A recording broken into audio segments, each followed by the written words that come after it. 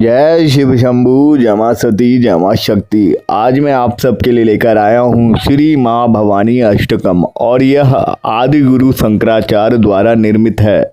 अब मैं आपको कहानी के रूप में इसका महत्व बताता हूँ। एक बार आदि गुरु शंकराचार्य गंभीर रूप से बीमार हो गए और वह महादेव के अनन्य भक्त थे। बहुत सारे स्तोत्र कवच उन्होंने आदि गुरु शंकराचार्य ने महादेव जी भोलेनाथ जी के लिए लिखे थे। तो वह फिर ये सोचने लगे कि मैंने तो इतना स्तोत्र कवच भगवान के लिए लिखे हैं, फिर भी महादेव मेरी रक्षा क्यों नहीं कर रहे। तब एक बुजुर्ग माता उनके पास आती है और उनसे कहती है, कैसे हो बेटा आदि गुरु शंकराचार्य। तो आदि गुरु शंकराचार्य बुजुर्ग माता से बोले, माँ मैं बीमार हूँ। माँ ने कहा, तभी तो मैं तुझे देखने आई हूँ। एक माँ को अगर उसका बेटा बीमार हो तो वो कैसे देख सकती है, इसीलिए मैं तुझसे मिलने आई हूँ।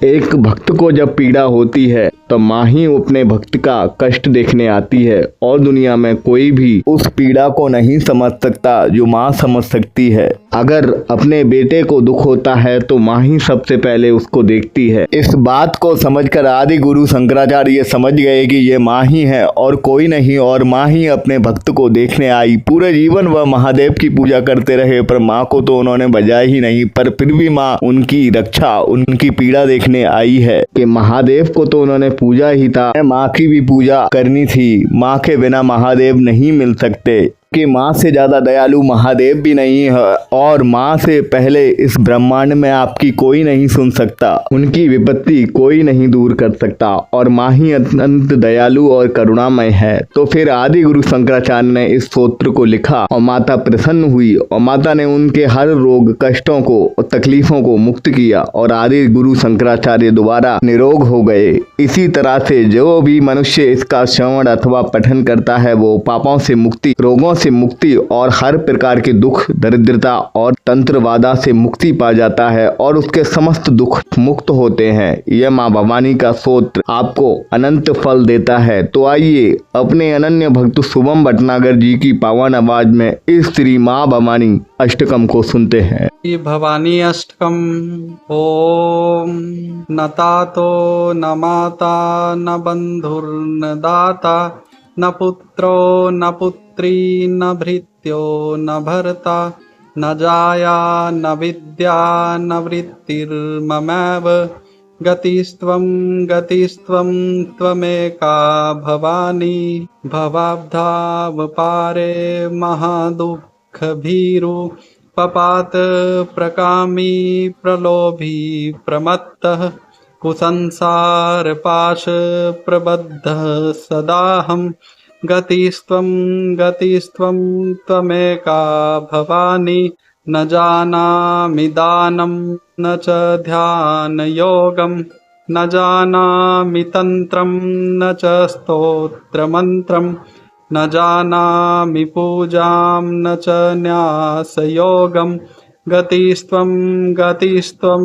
त्वमेका भवानी न जानामि पुण्यं न जानामि तीर्थ न जानामि मुक्तिं लयं वा कदाचित् न जानामि भक्तिं व्रतं वापि मातर् गतिस्त्वं गतिस्त्वं त्वमेका भवानी कुकर्मी कुसंगी कुबुद्धिः कुदासः कुलाचारहीनः कदाचारलीनः कुदृष्टिः कुवाक्यप्रबन्धः सदाहं गतिस्त्वं गतिस्त्वं त्वमेका भवानी प्रजेशं रमेशं महेशं सुरेशं दिनेशं निशीथेश्वरं वा कदाचित् न जानामि चान्यत् सदाहं शरण्य गतिस्त्वं गतिस्त्वं त्वमेका